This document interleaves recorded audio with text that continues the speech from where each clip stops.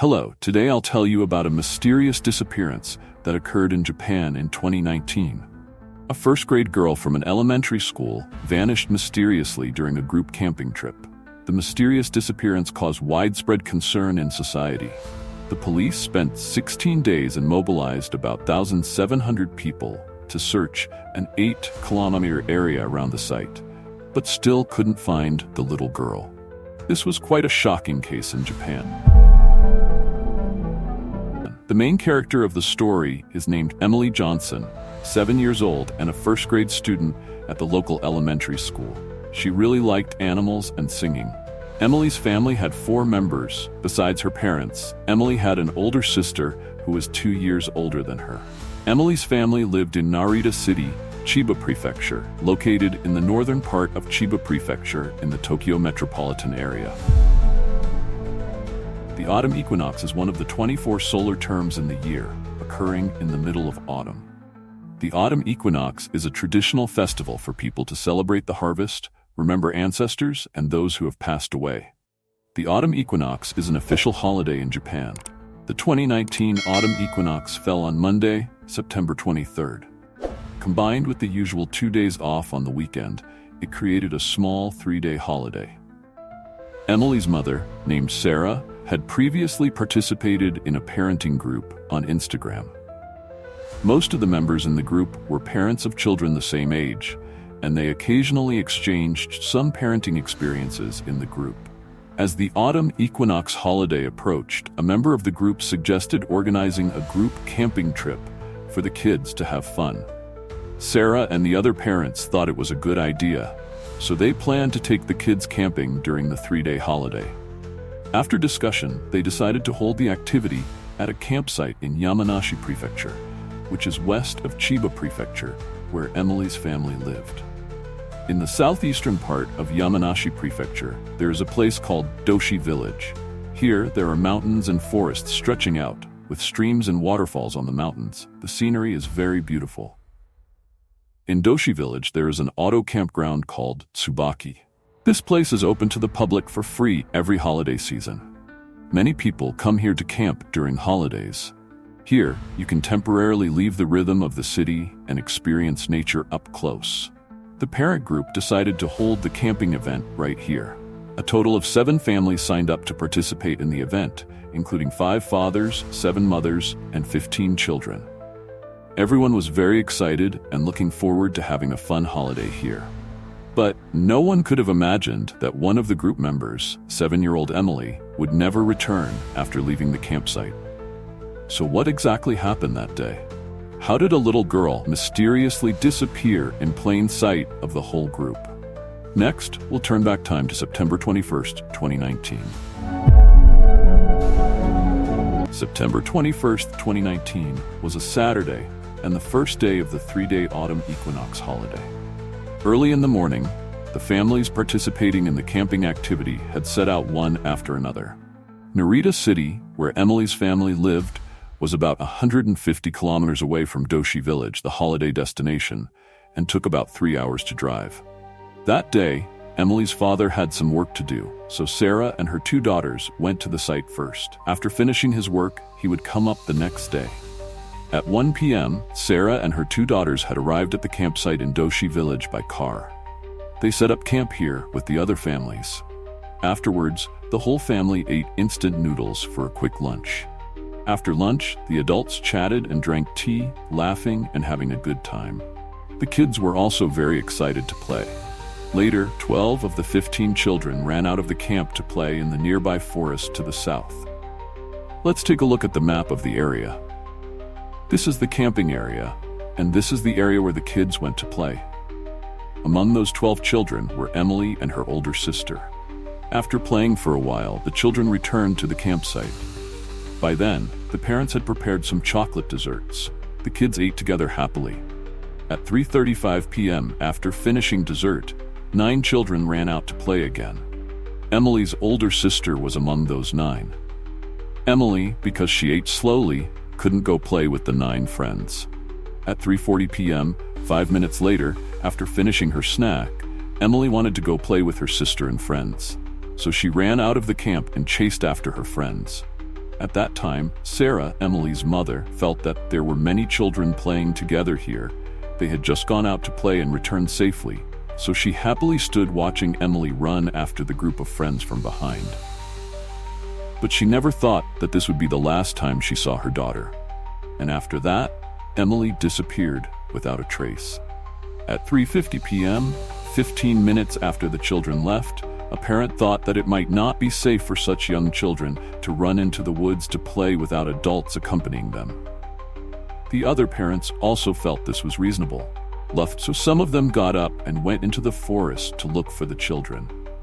At 4 p.m., after searching for 10 minutes, the parents finally found the children. At that time, the kids were playing in a small stream north of the summer camp. The stream was very shallow and not flowing strongly, so it didn't seem dangerous. However, to ensure safety, some parents brought the children back to the campsite. After returning to the camp and checking the number of people, they discovered that Emily was not among them. Emily's mother said that her daughter had just run after the kids, but Emily's sister said that since she finished dessert and ran out to play, she hadn't seen Emily. Others also said they hadn't seen the little girl. At that time, some parents thought that Emily might just be playing somewhere nearby. So some parents decided to go look for the little girl together. At 4:17 p.m., some parents returned to the camp after searching around, but couldn't find the girl. At that time, Emily's mother started to worry. The other parents were the same. Although Emily wasn't their child, since they had organized this group activity, they also had the responsibility to ensure the safety of the whole group. Immediately, some parents split up to search around and update the situation via phone. The rest searched the tents, but found nothing. At 5 p.m., the sky was getting darker. Sarah, Emily's mother, felt the situation was urgent, so she called the police and asked for help.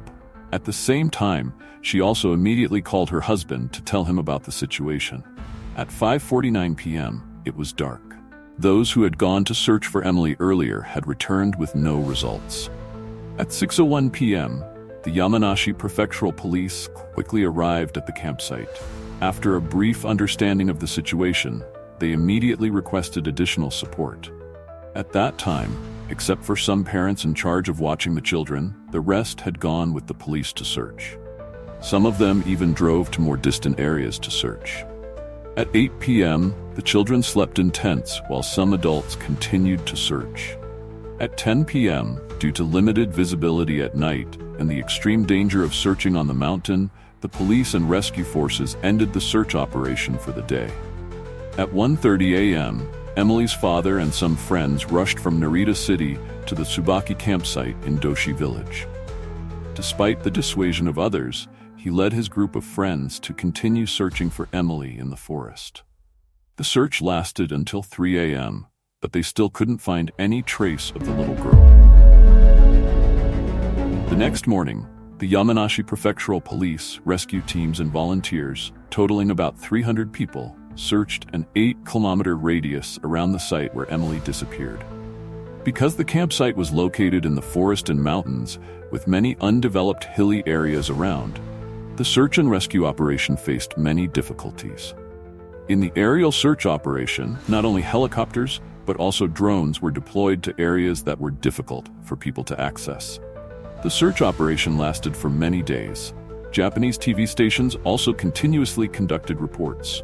This caused more and more volunteers to voluntarily join the search team after watching the news.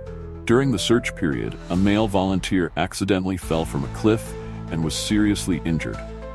Another volunteer, while searching in the forest, encountered a bear and was attacked. He fell and was seriously injured while trying to escape and was rescued immediately after. There were many streams of different sizes around the area where the little girl disappeared. The police also suspected that the girl might have fallen into a stream and been swept away. Near the area, there was a dam downstream. The girl might have drifted to the downstream dam after falling into the stream and sunk to the bottom. The police later also sent professional divers to search along the stream and the bottom of the dam, but found nothing. On September 30th, this was the 9th day since Emily disappeared. Sarah held a press conference to explain the situation to the public. At the press conference, she released more information about her daughter, including identifying features and images of the child. She hoped for help from the public, wishing that someone could provide useful clues. In early October 2019, a super typhoon hit Japan. The typhoon was so strong that it caused at least 98 deaths in Japan and more than 300 injuries. The appearance of the typhoon caused serious disasters. The affected areas included Yamanashi Prefecture. Local rivers flooded and landslides occurred in many places. Disasters such as land subsidence caused great difficulties for the search for Emily. On October 6, 2019, this was the 16th day after Emily disappeared. A large search operation was conducted, but still couldn't find the little girl. If the girl had encountered danger in the forest, she would surely have left traces. However, strangely, the searchers not only couldn't find the child, but also couldn't find any related traces. The police believed that the ongoing super typhoon could harm the search and rescue team, and continuing the search was meaningless. Therefore, the police ended the large search for Emily and began to shift the direction of the investigation. The police conducted investigations on each person who participated in the group camping activity that day. After investigation, the police found no suspects among them. It was known that Emily had been seen alone after eating dessert at 3:40 p.m. Parents discovered she had disappeared at 4 p.m. So the time of Emily's disappearance was within 20 minutes from 3:40 p.m. to 4 p.m. Next, let's review the map of the area again. This is the camping area. This is the area where 9 children played by the stream. And this is the area where Sarah last saw her daughter. The girl had walked westward. From the map, we can see that if the girl wanted to go to the area where the children were playing by the stream, the most accurate way would be to go north. Going west is the wrong direction. If the girl went that way, she wouldn't be able to reach the area where her friends were. In fact, there were 3 areas where children could play near the campsite: Area 1, Area 2, and Area 3. According to Sarah, the girl had gone west, so clearly she couldn't reach Area 1 and could only reach Area 2 or Area 3. If she reached Area 2, she could see the group of friends playing in Area 1. And if she continued straight along the road, she would have to cross a bridge and get further and further away from the campsite.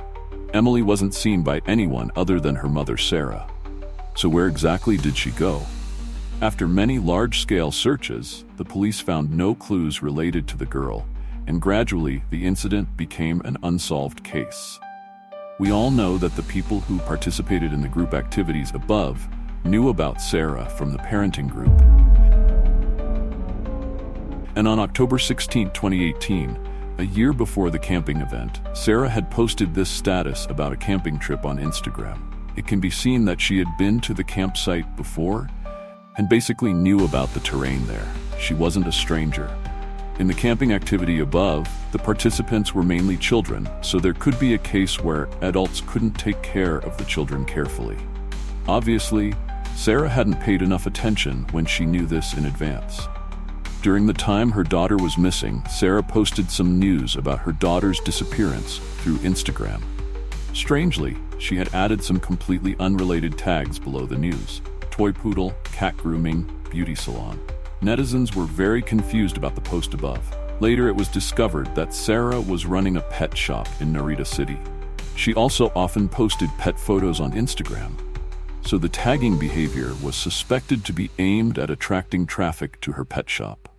On October 15th, she made a fundraising statement on social media. In the statement above, she mentioned the purpose of the fundraising, which roughly included some items such as search fees, treatment costs, and support costs. After the fundraising statement was released, some netizens noticed that the company helping Sarah raise funds was a bit suspicious. It was a company in charge of pet business. After further investigation, netizens found that the company's business activities were not only related to the pet industry, but also to some other industries. Netizens also discovered that the website used for fundraising even enabled harmful ads to make profits. Although there were constant suspicions about fundraising, news about Emily's disappearance was reported a lot by the press. After people learned about the incident, they all expressed sympathy for the little girl and were willing to help with heartfelt money. Just 6 days after fundraising, the total amount of donations had reached 1,175,684 yen.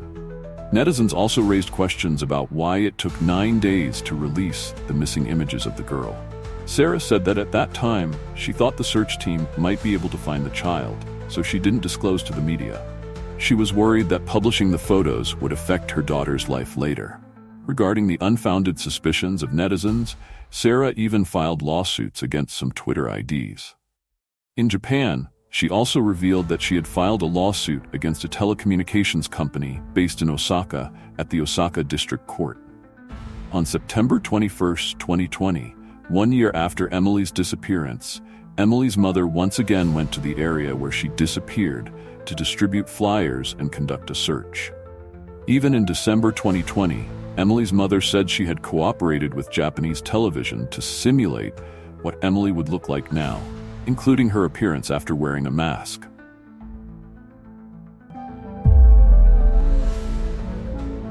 On April 23, 2022, a volunteer reported to the police that a suspected skull fragment had been found in a dry stream about 600 meters from the scene of the disappearance.